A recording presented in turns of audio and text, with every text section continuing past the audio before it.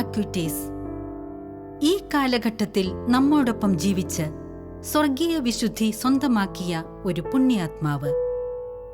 ദിവ്യകാരുണ്യത്തെ സ്വർഗീയ പാതയാക്കിയ ധന്യജീവിതം.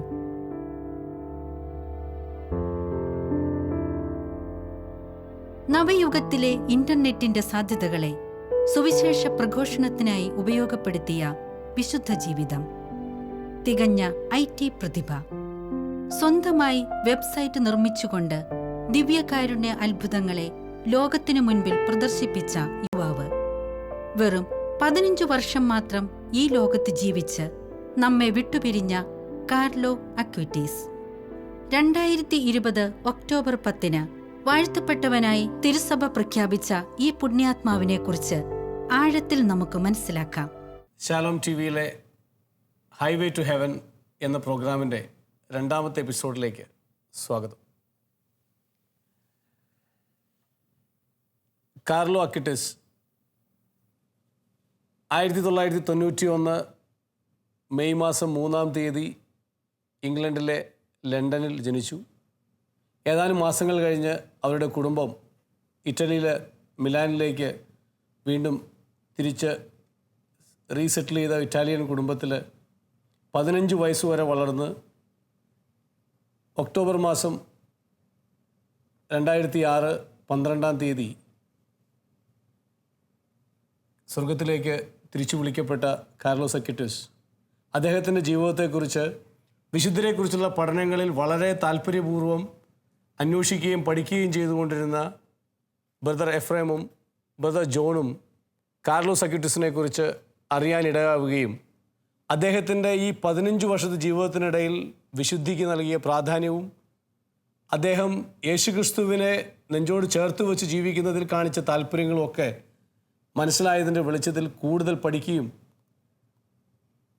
അത് വളരെ താല്പര്യത്തോടെ ഒരു പ്രേക്ഷിത വൃത്തി പോലെ തന്നെ അതിനെ കണ്ടുകൊണ്ട് അത് ഏറ്റെടുക്കുകയും ചെയ്തിട്ടുള്ളവരാണ് ഈ 2 ബ്രദേഴ്സും. കഴിഞ്ഞ എപ്പിസോഡിൽ അതിൻ്റെ ഒരു ആമുഖ ഭാഗങ്ങൾ നമ്മൾ കേട്ടതാണ്. ഇവിടെ വീണ്ടും കാർലോസ് അക്വിറ്റീസിൻ്റെ ജീവിതമാണ് നമ്മൾ കൂടുതൽ പരിചയപ്പെടാൻ പോകുന്നത്. അതിൻ്റെ വരുന്ന എപ്പിസോഡുകളിൽ ചില ഏരിയകൾ കൂടുതൽ ആഴത്തിലേക്ക് നമ്മൾ പോകുമെങ്കിലും കാർലോസ് അക്വിറ്റീസിൻ്റെ ജീവിതത്തെക്കുറിച്ച്, അദ്ദേഹത്തിൻ്റെ മാതാപിതാക്കളെക്കുറിച്ച്, അദ്ദേഹത്തിൻ്റെ ആ ഒരു ജീവിതത്തിൻ്റെ ഒരു ചുരുങ്ങിയ ഒരു ചരിത്രമാണ് ഈ സമയം നമ്മളുടെ 2 സെമിനാരിയൻസ് ബ്രദർ എഫ്രേമും ബ്രദർ ജോണും നമ്മളോട് പറയുന്നത്. ബ്രദേഴ്സ്, നിങ്ങൾക്ക് എവിടെ നിന്ന് വേണമെങ്കിലും പറഞ്ഞു തുടങ്ങാം. ഇന്ന് വിശ്വാസത്തിൻ്റെ വഴിയിൽ ചെറുപ്പക്കാർക്ക്, ടീനേജേഴ്സിനൊക്കെ മാതൃകയായി സഭ ഉയർത്തി കാണിക്കുന്ന 15-ാം വയസ്സിൽ സ്വർഗത്തിലേക്ക് തിരിച്ചു വിളിക്കപ്പെട്ട ഈ കാർലോസ് അക്വിറ്റീസിനെ കുറിച്ച്. 1991 മെയ് 3-ാം തീയതി ലണ്ടനിലാണ് കാർലോ അക്വിറ്റീസ് ഭൂജാതനാകുന്നത്. വളരെ അടുത്ത നാളിൽ തന്നെ, അതായത് മെയ് 18-ാം തീയതി മരിയൻ തീർത്ഥാടന കേന്ദ്രമായ വ്യാവുല മാതാവിൻ്റെ ദേവാലയത്തിലാണ് കാർലോ മാമോദിസ സ്വീകരിക്കുന്നത്. ഈ ദേവാലയത്തെപ്പറ്റി നാം ചിന്തിക്കുമ്പോൾ ഫാത്തിമ മാതാവിൻ്റെ വളരെ പ്രശസ്തമായ ഒരു രൂപം അടങ്ങിയ ദേവാലയമായിരുന്നു ലണ്ടനിലെ ഈ വ്യാവുല മാതാവിൻ്റെ ഈ ദേവാലയം. അതുകൊണ്ട് തന്നെ മാതാവിനോടുള്ള ഒരു ഭക്തി കാർലോയുടെ ജീവിതത്തിൽ വളരാൻ ഈ മാമോദിസ ഇടയാക്കി എന്നാണ് നമുക്ക് മനസ്സിലാക്കാൻ സാധിക്കുന്നത്. പിന്നീട് ആ വർഷം തന്നെ സെപ്റ്റംബറിൽ അവർ തിരിച്ച് മിലാനിലേക്ക് പോരുകയും തങ്ങളുടെ ജീവിത വൃത്തി കൂടുതൽ മനോഹരമായി മിലാനിൽ ചെലവഴിക്കുകയും അവിടെ പഠിക്കുകയൊക്കെയാണ് കാർലോയുടെ ജീവിതത്തിലൂടെ നമ്മൾ കാണുന്നത്. കാർലോ തൻ്റെ ജീവിതം തുടരുന്നതും തൻ്റെ ജീവിതം വിശുദ്ധിയിലേക്ക് വളർത്തുന്നതെല്ലാം മിലാനിൽ വെച്ചാണ്. മിലാനിലെ മാർസീലിയൂസ് സിസ്റ്റേഴ്സിൻ്റെ സ്കൂളിലാണ് കാർലോ തൻ്റെ ബാല്യകാലങ്ങൾ കൂടുതലായി ചെലവഴിക്കുന്നതും അവിടെയാണ് കൂടുതൽ ബാല്യകാലത്തിലെ പഠനങ്ങൾ കാർലോയുടെ ജീവിതത്തിൽ നാം കാണുന്നത്. പിന്നീട് തൻ്റെ ഹൈസ്കൂൾ അധ്യാപന വർഷങ്ങളെല്ലാം ചെലവഴിക്കുന്നത് ലിയോ 13-ാം മാർപ്പാപ്പയുടെ പേരിലുള്ള ഈശോ സഭയുടെ ജെസ്യൂട്ട് സഭാംഗമായ അവർ നടത്തുന്ന ലിയോ 13-ാം മാർപ്പാപ്പയുടെ വിദ്യാലയത്തിലാണ്. അതോടൊപ്പം തന്നെ കാർലോ അക്വിറ്റീസിനെ പറ്റി കാർലോ അക്കൂസിനെ പഠിപ്പിച്ച അധ്യാപകർ പറയുന്നത്, ഒരു മാലാഖയെ പോലെയാണ് ഞങ്ങൾക്ക് കാർലോയെ കണ്ടിരുന്നത്. അദ്ദേഹത്തിൻ്റെ പെരുമാറ്റവും സംസാര രീതിയുമെല്ലാം ഒരു മാലാഖ എങ്ങനെ സംസാരിക്കുന്നുവോ അതുപോലെയാണ് സംസാരിച്ചുകൊണ്ടിരുന്നത്. കാർലോയെപ്പറ്റി നാം ചിന്തിക്കുമ്പോൾ കാർലോയുടെ ജീവിതത്തിൽ കാർലോ വളരെയധികം ഫ്രീ ആയിട്ട് വളരെ ഫ്രീ ആയിട്ട് ആൾക്കാരോട് സംസാരിക്കുന്ന പ്രകൃതമായിരുന്നു കാർലോയുടെ. പ്രത്യേകിച്ച് സ്കൂളിലൊക്കെ പോകുമ്പോഴും കാർലോ അവിടെയുള്ള ഒരു സെക്യൂരിറ്റി ഉണ്ടായിരുന്നു. സെക്യൂരിറ്റിയെ കാണുമ്പോൾ ഇപ്പോഴും ഗുഡ് മോർണിംഗ് എന്ന് പറയുമായിരുന്നു. പോകാൻ നേരത്തെ സുഖമാണോ, ക്ഷേമങ്ങൾ അന്വേഷിക്കുമായിരുന്നു, വീട്ടിൽ തന്നെ സുഖമാണോ. അങ്ങനെ കാർലോ എല്ലാവരുമായിട്ട് മിങ്കിൾ ചെയ്യുന്നതായിരുന്നു. അല്ലാതെ ഒരാൾക്കാരെ മാത്രം തെരഞ്ഞു പിടിച്ച് അവരോട് സംസാരിക്കുന്ന പ്രകൃതമല്ലായിരുന്നു കാർലോയുടെ.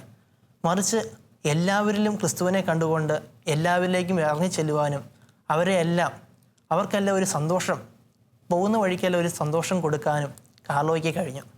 അതാണ് കാർലോയുടെ ജീവിതത്തെ വ്യത്യസ്തമാക്കിയത്. അതോടൊപ്പം തന്നെ കാർലോ പല പുസ്തകങ്ങളും വായിക്കുന്നതാണ്. അതിൽ ഒന്നാണ് പല ആൾക്കാരുടെയും ഉദ്ധരണികൾ, കൊട്ടേഷൻസൊക്കെ കാർലോയ്ക്ക് ഇഷ്ടപ്പെടാറുണ്ട്. അങ്ങനെ ഇഷ്ടപ്പെട്ട ഒരു കൊട്ടേഷനാണ് ആപ്പിളിൻ്റെ സ്ഥാപകനായ സ്റ്റീവ് ജോബ്സ് ഇങ്ങനെ പറയാറുണ്ടായിരുന്നു, ഞാൻ കിടന്നുറങ്ങുന്നതിന് മുമ്പ് വളരെ മനോഹരമായി എന്തെങ്കിലും ചെയ്തിട്ടേ കിടന്നുറങ്ങുകയുള്ളൂ. സ്റ്റീവ് ജോബ്സിൻ്റെ ഈ വാക്യം കാർലോ തൻ്റെ ജീവിതത്തിൽ അപ്പാടെ പാലിച്ചു എന്നാണ് നമുക്ക് കാണാൻ സാധിക്കുന്നത്. കാർലോ വളരെ മനോഹരമായൊരു വെബ്സൈറ്റ് തീർത്താണ്, വളരെ നമ്മളെല്ലാം അത്ഭുതപ്പെടുത്തുന്ന ഒരു വെബ്സൈറ്റ് തീർത്താണ് മരിച്ചത്. അതോടൊപ്പം തന്നെ ഓരോ ദിവസവും കിടന്നുറങ്ങുന്നതിന് മുമ്പ് എന്തെങ്കിലും മനോഹരമായൊരു കാര്യം ക്രിസ്തുവിന് വേണ്ടി ചെയ്യാൻ കാർലോയ്ക്ക് കഴിഞ്ഞു എന്നത് കാർലോയുടെ ജീവിതത്തെ കൂടുതൽ ധന്യമാക്കുന്നു.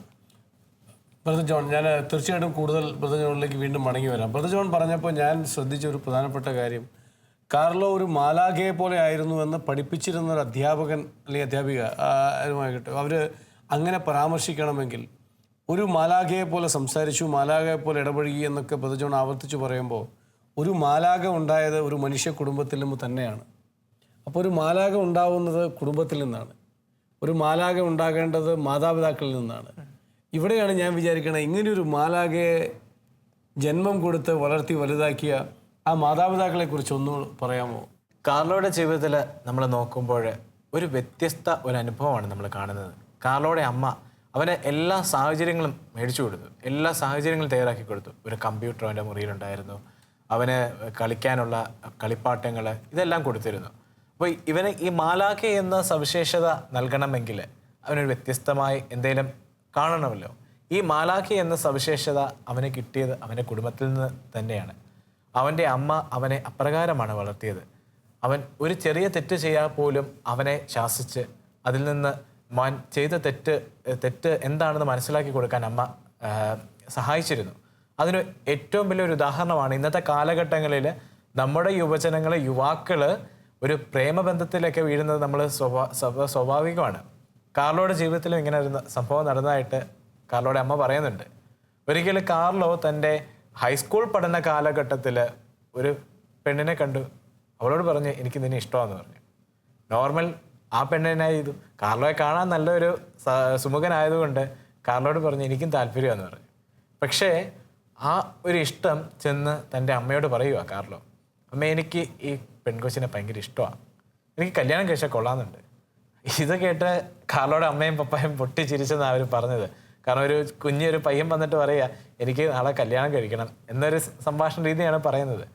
അപ്പോൾ കാർലോയെ അവർ അടുത്തിരുത്തി, രണ്ടുപേരും ചേർത്ത് നടുക്കിരുത്തിയിട്ട് പറയുക, മോനെ നിനക്ക് പ്രായമാകുമ്പോൾ ആലോചിക്കാം, ഇപ്പം പ്രായമൊന്നും ആയിട്ടില്ല, ചുമ്മാ സമയമാകുന്നതിന് മുമ്പ് പ്രേമത്തെ ഒന്ന് തട്ടി ഉണർത്തി വേണ്ടാത്ത തിന്മയിലൊന്നും വീഴരുത്. ആ ഒരു കറക്ഷൻ അവനെ വളരെയധികം സ്വാധീനിച്ചു. അപ്പോഴും മാതാപിതാക്കൾ ഓരോ കുട്ടികളുടെയും ജീവിതത്തിൽ ചെലുത്തുന്ന ഓരോ കാര്യങ്ങളുണ്ട്, അവരെ മനസ്സിലാക്കി കൊടുക്കണം. ഇപ്പം അവനൊരു തെറ്റ് ചെയ്താൽ തെറ്റാന്ന് പറഞ്ഞു കൊടുക്കണം. അവൻ ശരി ചെയ്തു കഴിഞ്ഞാൽ അവനെ പ്രോത്സാഹിപ്പിക്കണം. നീ ചെയ്ത് പ്രോത്സാഹനമാണ് ഇപ്പോഴത്തെ സമൂഹത്തിന് ആവശ്യം.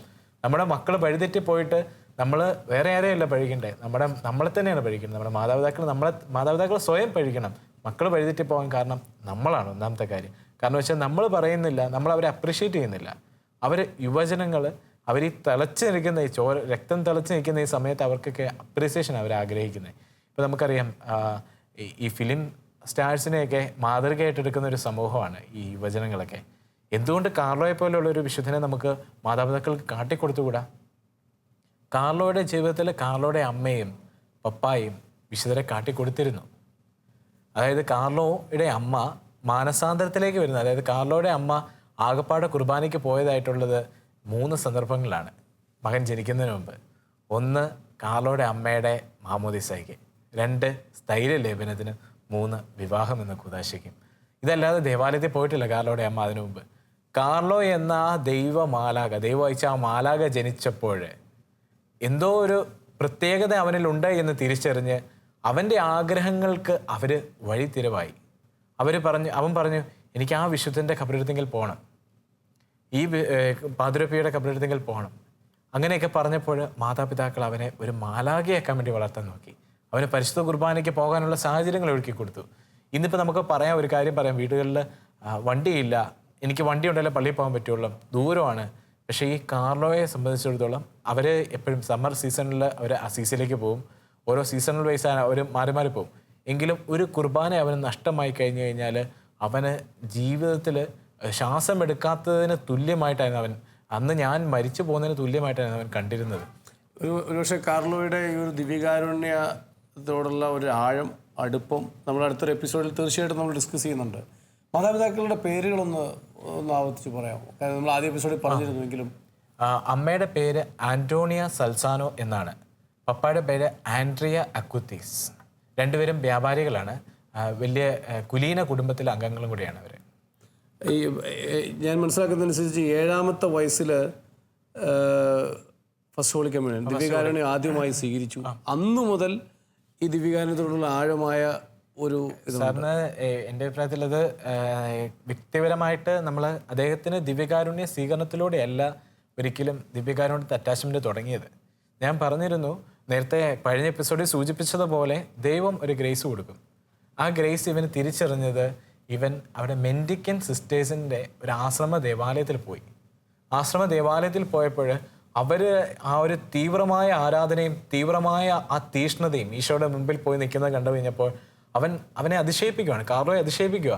കാർലോ നോക്കുമ്പം കുറേ സിസ്റ്റേഴ്സ് ആരാധനയുടെ ഫ്രണ്ടിൽ രാവിലെ മുതൽ വൈകിട്ട് വരെ മിണ്ടാമടമാണ്, കൈ വിരിച്ച് അവർ ഈശോയുടെ മുമ്പിൽ നിൽക്കുക. കാർലോ അതാണ് ശരിക്കും പറഞ്ഞു കഴിഞ്ഞാൽ കാർലോയെ ദിവ്യകാരുണ്യത്തിലേക്ക് ഏറ്റവും കൂടുതൽ അടുപ്പിച്ച ഒരു ഇൻസ്റ്റൻസ്. പിന്നീട് അവൻ്റെ മെച്യൂരിറ്റി കണ്ടുകൊണ്ടാണ് ഈ ദിവ്യകാരുണ്യത്തെ പറ്റി നമ്മൾ പ്രതിപാദിക്കുമ്പോൾ ഇദ്ദേഹത്തിൻ്റെ ദിവ്യകാരുണ്യ സ്വീകരണം, പ്രഥമ ദിവ്യകാരുണ്യ സ്വീകരണം നമ്മളൊന്ന് പ്രതിപാദിക്കണം. കാരണം അതൊരു പ്രത്യേകമായ രീതിയിൽ നടന്നൊരു സംഭവമാണ്. അത് ആ ഒരു ഈവൻറ്റിനെ നമ്മൾ നല്ലവണ്ണം വർണ്ണിക്കേണ്ടതാണ്. അതുകൊണ്ട് പിന്നീട് എപ്പിസോഡിൽ നമ്മളത് പറയും. അപ്പോൾ ഈ ഒരു മെൻഡിക്കൻ സിസ്റ്റേഴ്സിൻ്റെ ഇടപെടലിലൂടെയാണ് അവന് ദിവ്യകാരുണ്യത്തോടുള്ള അടുപ്പം കൂടിയത്. ഇവനിൽ നേരത്തെ ഉണ്ടായിരുന്ന ആ ദിവ്യകാരുണ്യ സ്നേഹം ഇത് കൂടിയത് ഈ മെൻഡിക്കൻ സിസ്റ്റേഴ്സിൻ്റെ തീഷ്ണത കണ്ടിട്ടാണ്. ഒരുപക്ഷെ കാർലോയുടെ ജീവിത അവസാനം വളരെ വളരെ ഒരു ഡിഫറെൻറ്റ് യുണീക്കായിട്ടുള്ളൊരു കാര്യമാണല്ലോ. തീർച്ചയായിട്ടും യുണീക്ക് എന്ന് പറയാൻ പറ്റില്ല. ഇപ്പം ധാരാളം ആളുകൾ ഒരുപക്ഷെ ഇത്തരത്തിൽ ക്യാൻസർ വന്ന് മരിക്കുന്നുണ്ട്. അപ്പോൾ ഇവിടെ അത്തരത്തിലുള്ളൊരു മരണമാണ് കാർലോയ്ക്ക് ഉണ്ടാകുന്നത്. അതിനെക്കുറിച്ച് കൂടി ഒന്ന് അവസാന നാളുകളെക്കുറിച്ചുള്ള നിങ്ങൾക്ക് അറിയാവുന്ന കാര്യങ്ങളൊന്ന് പറയാം. കാർലോയുടെ ജീവിതത്തിൽ സാർ പറഞ്ഞതുപോലെ കാർലോയുടെ മരണത്തിന് മുമ്പ് ഒരു ഇൻസിഡൻറ്റ് നടക്കുന്നുണ്ട്. കാർലോയ്ക്ക് ഒരു ആഗ്രഹമുണ്ടായിരുന്നു ഫാത്തിമയിൽ സന്ദർശിക്കണം, ഫാത്തിമ മാതാവ് പ്രതീക്ഷപ്പെട്ട അവിടെ പോകണമെന്ന് ഭയങ്കര ആഗ്രഹമായിരുന്നു. പക്ഷേ ഈ അസുഖം ബാധിച്ചു കഴിഞ്ഞപ്പോൾ അവനത് നടക്കുമെന്ന് ഒരിക്കലും വിചാരിച്ചില്ല. പക്ഷേ എങ്കിലും തൻ്റെ മാതാപിതാക്കൾ അവനെ കൂട്ടിക്കൊണ്ട് ഫാത്തിമയിലേക്ക് പോവുകയാണ്. ഫാത്തിമയിൽ ചെന്ന് അവൻ ചെയ്തത് വേറൊന്നുമല്ല, അവിടെ ചെന്നിട്ട് ഫാത്തിമ മാതാവിനോട് പ്രാർത്ഥിച്ചു. അവനൊരു കാര്യം കേൾക്കുവാണ്. അവിടുന്ന് കേൾക്കുന്ന കാര്യം ഇതാണ്: ജസീന്ത ഫ്രാൻസിസ്കോ ലൂസിയോട് മാതാവ് കൊന്ത ചൊല്ലാൻ പറയുന്നു. പെനൻസ് പെനൻസ് പെനൻസ് 3 തവണ മാതാവ് പറയുന്ന ആ വാക്ക് അവനെ തൊട്ട് ഉണർത്തിക്കൊണ്ടിരുന്നു. അവൻ ഇത് നേരത്തെയും കേട്ടിട്ടുണ്ട്, എങ്കിലും അവൻ തൻ്റെ ജീവിതം പ്രായച്ചിത്തമാക്കി തിരുസഭയ്ക്കും പരിശുദ്ധ പിതാവിനും കാഴ്ചവെക്കുമെന്ന് അവിടെ വെച്ച് അവൻ തീരുമാനമെടുത്തു. ഫാത്തിമയിൽ പോയപ്പോഴാണ് അവൻ ആ തീരുമാനം എടുക്കുന്നത്.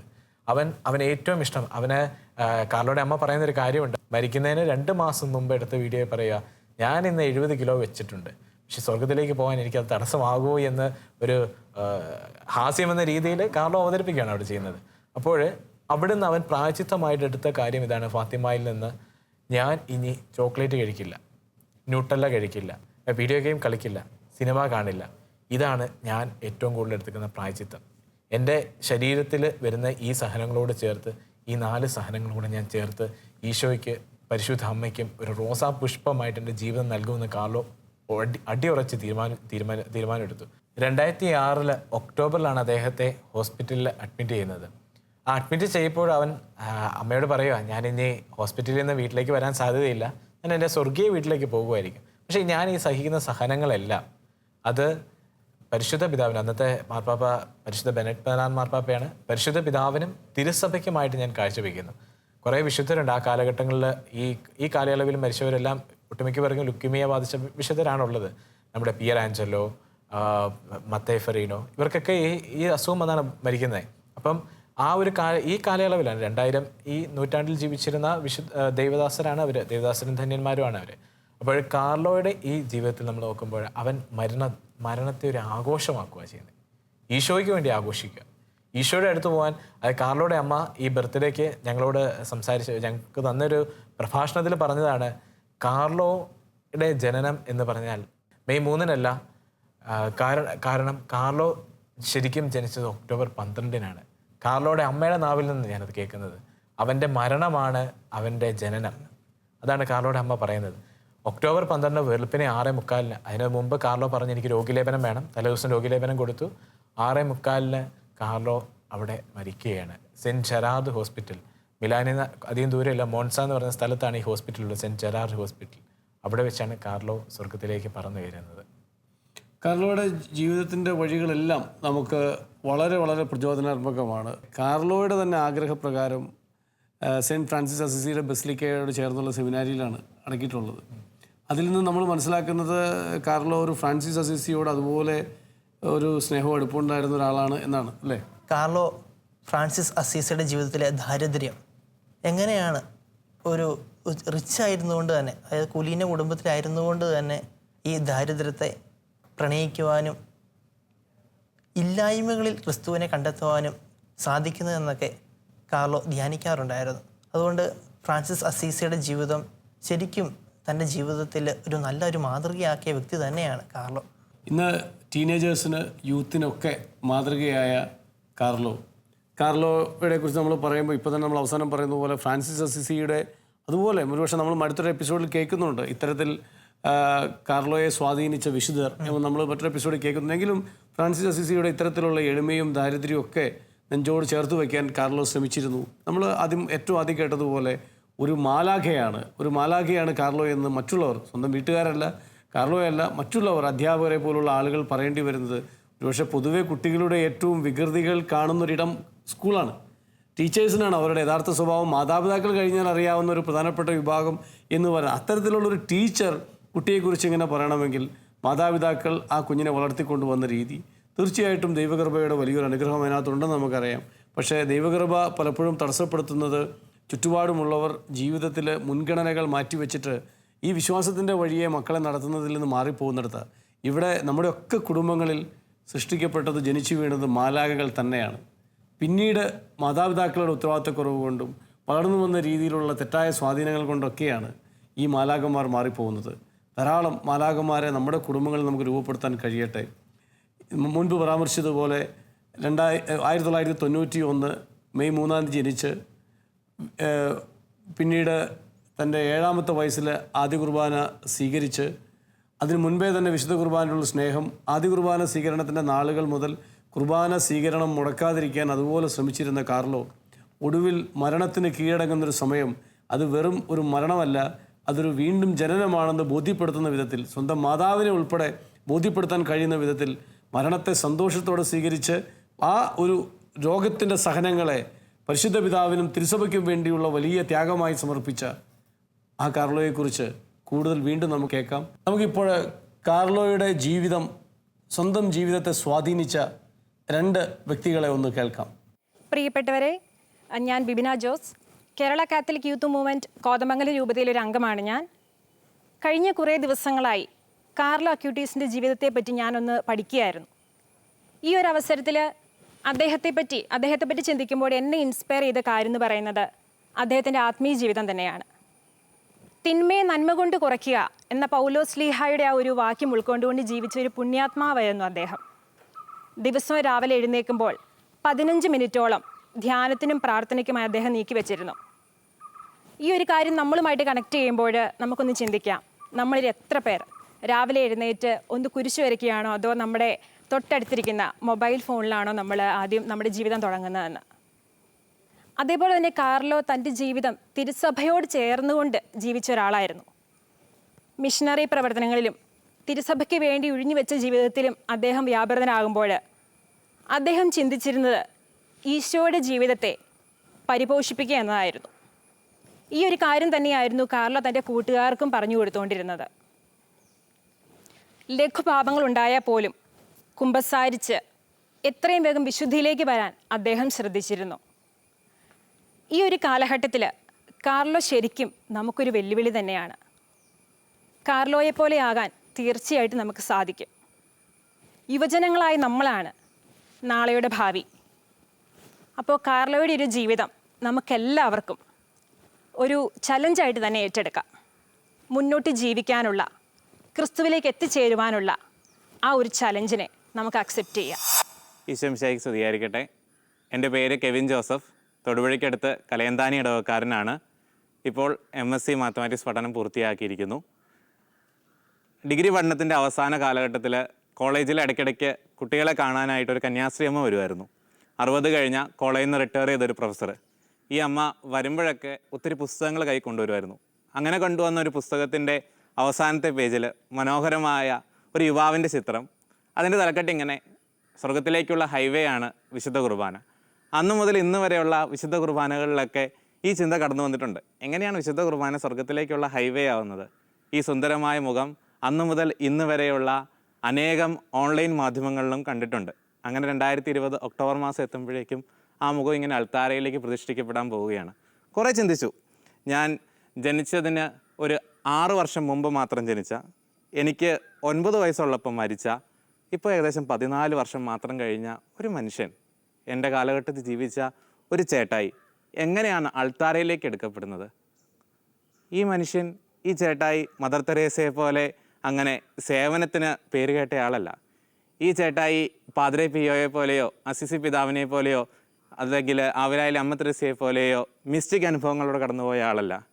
ഈ ചേട്ടായി തൻ്റെ ജീവിതത്തിൽ അത്ഭുതങ്ങളൊന്നും പ്രവർത്തിച്ച ആളല്ല. പക്ഷേ ഒറ്റ കാര്യമാണെന്ന് തോന്നുന്നു, ജീവിതത്തിലെ ഏറ്റവും ഇസഡ് കാര്യങ്ങൾ ഒന്ന് ഡൈവേർട്ട് ചെയ്തു, തമ്പുരാനിലേക്ക്, ഈശോയിലേക്ക് ഒന്ന് തിരിച്ചു വെച്ചു. അത്രമാത്രമേ ഉള്ളൂ. ഇഗ്നേഷ്യസ് ലയോളയെ പറ്റി പറയുന്നത്, അവനും അവൾക്കും വിശുദ്ധനാകാമെങ്കിൽ, വിശുദ്ധിയാകാമെങ്കിൽ പിന്നെ എനിക്ക് എന്തുകൊണ്ട് ആയിക്കൂടാ എന്ന ഒറ്റ ചിന്ത കൊണ്ട് വിശുദ്ധനായെന്നാണ്. ഇതൊക്കെ തന്നെയാണെന്ന് തോന്നുന്നു. ഈ വിശുദ്ധി എന്ന് പറയുന്നത് ഏതോ ഒരു നൂറ്റാണ്ടിൽ ജീവിച്ചിരുന്ന ആൾക്കാർക്ക് മാത്രമുള്ളതാണെന്ന കൺസെപ്റ്റിനെ തിരുത്തി എഴുതിക്കൊണ്ട് എനിക്കൊക്കെ ഒരു വെല്ലുവിളി, എനിക്കല്ല നമുക്കൊക്കെ ഒരു വെല്ലുവിളി തന്നുകൊണ്ട് ഒരു മനുഷ്യൻ കടന്നു വരികയാണ്. ഇതൊരു തുടക്കം മാത്രമാണ്, അനേകർക്കുള്ള തുടക്കം മാത്രമാണ്. ശരിക്കും ഈ ഒരു കാർലി അക്യൂറ്റസ് എന്ന പേരൊക്കെ അത്ര പ്രസിദ്ധമാകുന്നതിന് മുൻപാണ് ഫ്രാൻസിസ് മാർപ്പാപ്പ മുന്നോട്ട് വെച്ച വാചകം, നമുക്ക് വിശുദ്ധരെ ആവശ്യമുണ്ട്. അത് ലോഹയും ശിരോവസ്ത്രവും ഇല്ലാത്ത, അത് പാട്ടുപാടുന്ന, ഡാൻസ് ചെയ്യുന്ന, ഇൻ്റർനെറ്റിൽ സർഫ് ചെയ്യുന്ന, ചാരിത്രശുദ്ധിയുമായി പ്രണയത്തിലുള്ള വിശുദ്ധരെ ആവശ്യമുണ്ടെന്നാണ്. അക്ഷരം പ്രതി ശരിയായി പ്രവാചക ശബ്ദം പോലെ ഫ്രാൻസിസ് മാർപ്പാപ്പ മാറുകയാണ്. കാരണം ഇവിടെ ലോഹയില്ലാത്ത, ശിരോവസ്ത്രമില്ലാത്ത, പാട്ടിഷ്ടപ്പെടുന്ന, ഡാൻസ് ഇഷ്ടപ്പെടുന്ന, ഇൻ്റർനെറ്റിൽ സഭയ്ക്ക് പുതിയ വാതായനങ്ങൾ തുറന്ന, ചാരിത്രശുദ്ധിയെ പ്രണയിച്ച ഒരു 15കാരൻ മരിച്ച് 14 വർഷങ്ങൾക്കുള്ളിൽ അതിവേഗമാണ് ഈ ഒരു നാമകരണ നടപടി മുന്നോട്ട് പോകുന്നത്. കാരണം നമ്മൾ ജോൺ പോൾ രണ്ടാമൻ മാർപ്പാപ്പയും മദർ തെരേസയെ കണ്ടിട്ടുണ്ട്. പക്ഷേ അവരൊക്കെ വർഷങ്ങളോളം ജീവിച്ച് വിശുദ്ധിയിൽ കൂടുതൽ പരിപുഷ്ടി നേടിയവരായിരുന്നു. പക്ഷേ 15 വയസ്സുകൊണ്ട് ഈ മനുഷ്യൻ നേടിയ വിശുദ്ധി എന്താണെന്ന് പിന്നെയും ചിന്തിക്കേണ്ടിയിരിക്കുന്നു. നിസ്സാരമാണ് വിശുദ്ധനാവുക എന്ന പ്രക്രിയ എന്ന് ഒന്നുകൂടി ഊട്ടിയുറപ്പിക്കുകയാണ് കാർലി അക്യൂറ്റസ് എന്ന ആ 15കാരൻ, ആ ഇറ്റലിക്കാരൻ. അതുകൊണ്ട് അവസാനിപ്പിക്കും മുൻപ് വലിയൊരു വെല്ലുവിളി ഇന്നത്തെ യുവാക്കൾക്ക്, ഇന്നത്തെ കാലഘട്ടത്തിൽ ജീവിച്ച് കടന്നുപോയൊരു മനുഷ്യൻ തരുന്നുണ്ട് എന്ന ഓർമ്മ മാത്രം ഞാൻ സമ്മാനിക്കുകയാണ്. നമ്മുടെയൊക്കെ ആത്യന്തികമായ ലക്ഷ്യം മറ്റൊരു കാർലി അക്യൂറ്റസ് ആകുക എന്നത് തന്നെയാണ്. നാളെ ഇങ്ങനെ മാത്രം ചിന്തിക്കുക, എൻ്റെ 20-ാമത്തെ 30-ാമത്തെ വയസ്സിൽ ഇന്ന് ഞാൻ മരിച്ചു പോയാൽ എന്നെ എന്നാണ് അൾത്താരയിലേക്ക് പ്രതിഷ്ഠിക്കുക.